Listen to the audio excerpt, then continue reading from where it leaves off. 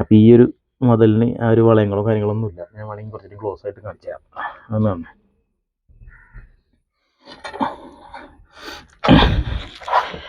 ഒട്ടും വളയില്ലാത്ത ഒരു പാമ്പാണ്. വേറെ പാറ്റേണും കാര്യങ്ങളൊന്നും കാണാനില്ല.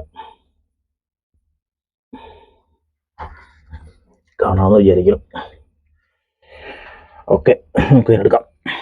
അപ്പോൾ പുതിയൊരു വീഡിയോയിലേക്ക് എല്ലാവർക്കും സ്വാഗതം. ഞാൻ നിൽക്കുന്നത് നമ്മുടെ തൃശ്ശൂർ മാടക്കത്തറല്ല, വെള്ളാനിക്കര, പടിഞ്ഞാറ് വെള്ളാനിക്കരയാണ്. അപ്പോൾ ഇവിടെ വീടിൻ്റെ ബാക്കിൽ അടുക്കളയിലാണ്. നമുക്ക് എൻ്റെ പുറകിൽ കാണാം. ഈ അടുക്കളയുടെ അടുപ്പിൻ്റെ നേരെ താഴെ ഒരു സ്പേസ് ഉണ്ട്, വിറകൊക്കെ വയ്ക്കാനുള്ള സ്പേസ്. ഇതിൽ വിറകുണ്ടായിരുന്ന ഇല്ല ഇങ്ങനെ. അപ്പോൾ ഇവിടെ തന്നെ ആദ്യം കണ്ടേ, അവിടെ നിന്ന് ഇങ്ങോട്ടൊന്നുമില്ല. അവിടെ ബാത്റൂം അല്ല, അവിടെ റൂമുണ്ട്. അപ്പോൾ അവിടെ നിന്ന് ഇങ്ങോട്ട് ഇതിൻ്റെ ഇടയിലേക്ക് വന്നതാണ്. ഒരു ചെറിയൊരു കാട്ടുപാമ്പാണ്. എന്നെ വിളിച്ചപ്പോഴേ ഞാൻ ഈ ഒരു ലൊക്കേഷൻ നമുക്കറിയാവുന്നതുകൊണ്ട് കാട്ടുപാമ്പായിരിക്കാം എനിക്ക് തോന്നി, നീളമുണ്ടെന്നൊക്കെ പറഞ്ഞു. അപ്പോൾ സംഭവം ചെറിയൊരു, അത്ര വലിപ്പമൊന്നുമില്ല, ചെറിയൊരു കാട്ടുപാമ്പാണ്. അപ്പോൾ നമുക്ക് റെസ്ക്യൂ ചെയ്യാം. സംഭവം കാട്ടുപാമ്പാണെങ്കിലും നമ്മുടെ കോഴിക്കോട് ഭാഗങ്ങളിലൊക്കെ കാണുന്ന പോലെയുള്ള ഒരു പാറ്റേൺലെസ്, അതായത് സാധാരണ എൻ്റെ വീഡിയോ കാണുന്നവർക്ക് അറിയാം, കാട്ടുപാമ്പിൻ്റെ ശരീരത്തിൽ ഏതാണ്ട് ഒരു പകുതി ഭാഗം വരെ കെട്ടുകൾ അല്ലെങ്കിൽ വളയങ്ങൾ കാണാറുണ്ട്.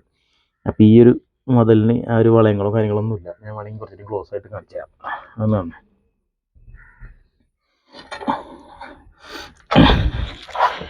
ഒട്ടും വളയില്ലാത്ത ഒരു പാമ്പാണ്. വേറെ പാറ്റേണും കാര്യങ്ങളൊന്നും കാണാനില്ല.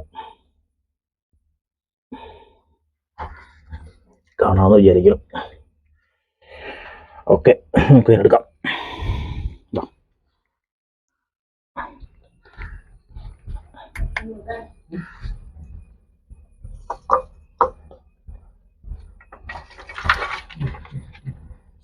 പാറ്റേൺ ഉണ്ട്, അത് പടം പൊഴിക്കാറായിട്ടുണ്ട്, അത് കാരണം കൊണ്ട് സൈഡായതാണ്. ഓക്കെ, അങ്ങോട്ട് പോകണ്ട.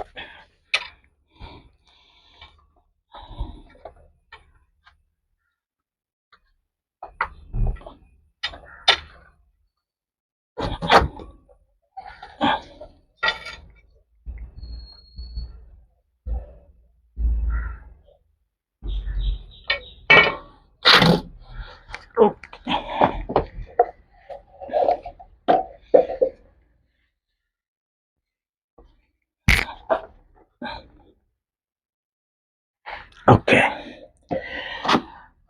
കൈവക്കിയുണ്ട്. അപ്പോൾ നമ്മൾ മാത്രം വലുപ്പം നിങ്ങൾ കണ്ടിട്ടുണ്ടാവും. മറ്റേ പാറ്റേൺ നമുക്ക് കാണുന്നില്ല എന്നുള്ളൂ, മറ്റേ സ്കിൻ ഷെഡ് ചെയ്യാനുള്ള ടൈം വേണ്ട, അതുകൊണ്ട് ഫെയ്ഡ് ആയിട്ടുള്ളതാണ്. അപ്പോൾ ഓക്കെ, ഇന്നത്തെ ചെറിയ വീഡിയോ ഞാൻ വൈൻഡപ്പ് ചെയ്യണം. വീണ്ടും അടുത്ത വീഡിയോയിൽ കാണാം. Means me Joju.